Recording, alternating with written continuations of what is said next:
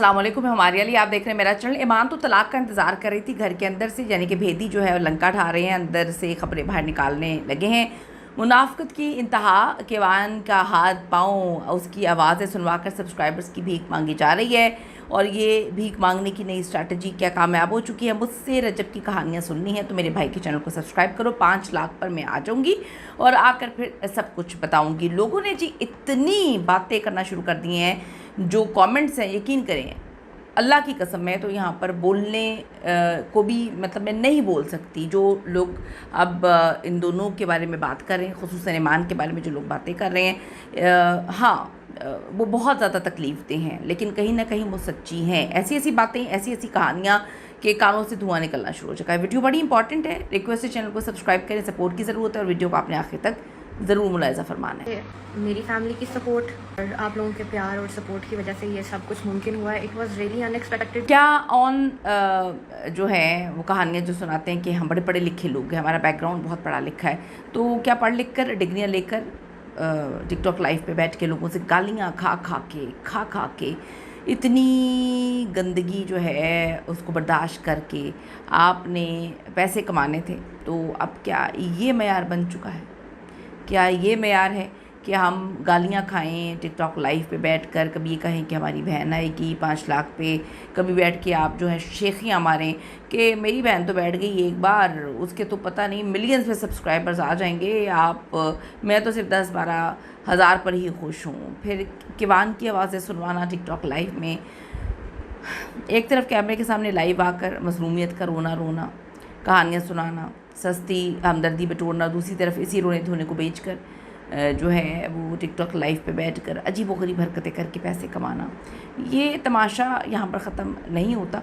मुनाफ़िक़त की इंतहा जो है बिल्कुल ख़त्म हो चुकी है इस दुनिया में। ख़ुद अपने व्लॉग्स और वीडियोस में मासूम किवान का हाथ पाँव, उसके कपड़े, उसकी बॉडी, उसकी हर चीज़, उसकी खिलकारियाँ, उसका रोना धोना हंसना, हर चीज़ सुनवाया जा रहा है। बिल्कुल किवान हो गया है।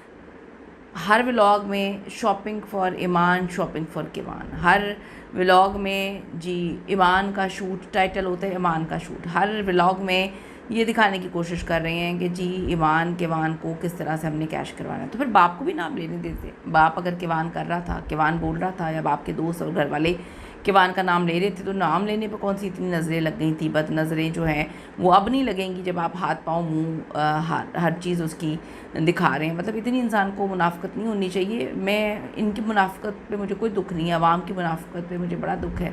अवाम बहुत मुनाफिक है। अब इस चीज़ को लिख रही है कि एक औरत अपने पाँव पे खड़ी हो रही है, वो पढ़ी लिखी औरत है, ठीक है, वो अपने पाँव पर इन चीज़ों के बगैर भी खड़ी हो सकती है, क्योंकि इन चीज़ों को हमने तो कभी बुरा नहीं कहा।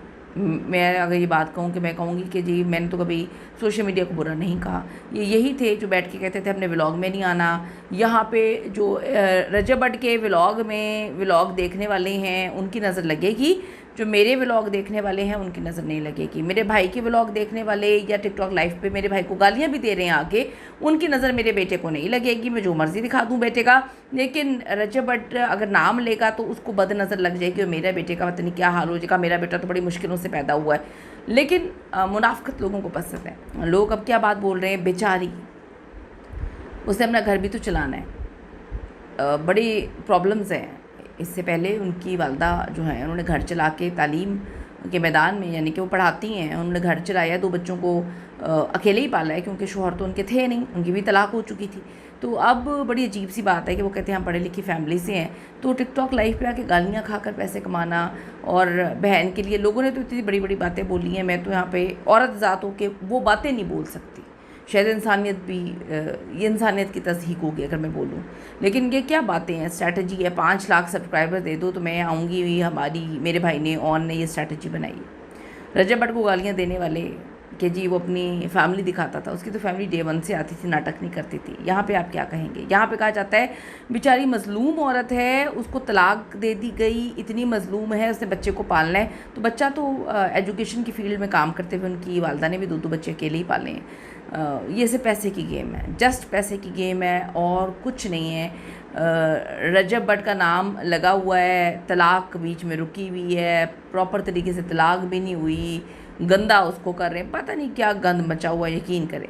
मुनाफ़िक़त की इंतहा, ख़ुद अपने व्लॉग्स और वीडियोस में मासूम किवान को लाकर व्यूज़ बटोरना ठीक है, जब सगा बाप अपने बेटे का नाम लेता है तो वो गलत है। ओन शेख ने अपने नए व्लॉग में वादा किया है कि जी 400 के सब्सक्राइबर्स पर वो एक गाना रिलीज़ करेंगे और ईमान पहले ही 500 का फुल फ्लैज एंट्री का हरी झंडी दिखा चुकी है कि जी 500 कर दो।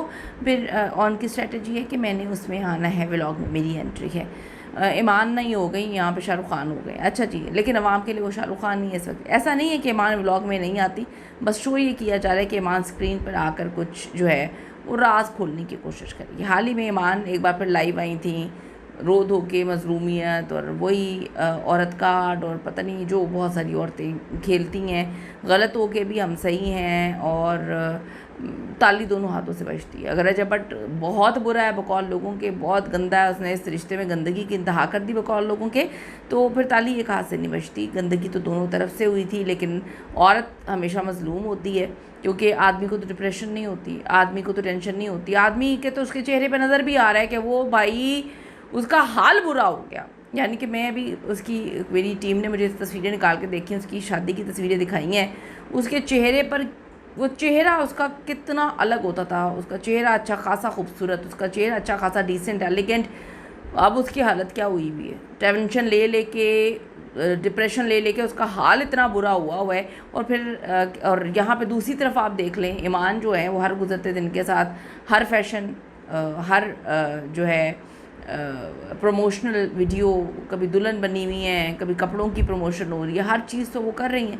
फिर बाद में ये कहा जाता है कि डिप्रेशन सिर्फ औरत को होती है, आदमी को डिप्रेशन होगी वो रिश्ता ख़त्म नहीं कर सकता, क्योंकि मर्द कमज़ोर नहीं पड़ सकता कभी। हमारी सोसाइटी के मुताबिक मर्द जो है वो रो नहीं सकता, सोसाइटी के मुताबिक मर्द जो है वो तबाह भी हो रहा हो अंदर से, तो उसने पूरी दुनिया को आके बताने कि एवरीथिंग इज़ फाइन। मर्द जो है वो मर भी रहा होगा तो उसने एक फेस रखना है कि भाई मैं तो बिल्कुल ठीक हूँ।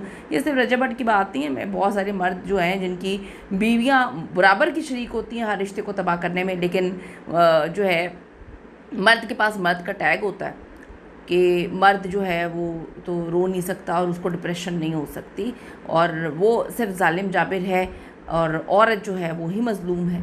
तो ये तो बहुत अरसे से अब चीज़ें हमारी सोसाइटी का हिस्सा आ चुकी हैं। खैर, तनकीद करने वालों का ये कहना है कि ड्रामा इसलिए रचाया जा रहा है कि ग्राफ नीचे आ रहा है, दोबारा से मज़लूम औरत का कार्ड खेलना था आकर, जो भी। मैं इस पर क्या बात करूँ, हर व्लॉग में किवान की शॉपिंग, किवान जो है वो ये कर रहा है, किवान वो कर रहा है, किवान ये कर रहा था, किवान वो कर रहा था। यानी व्लॉगिंग करना तो मजबूरी थी, ये एक कहानी सुनानी है कि जी किवान किवान किवान और ईमान ईमान।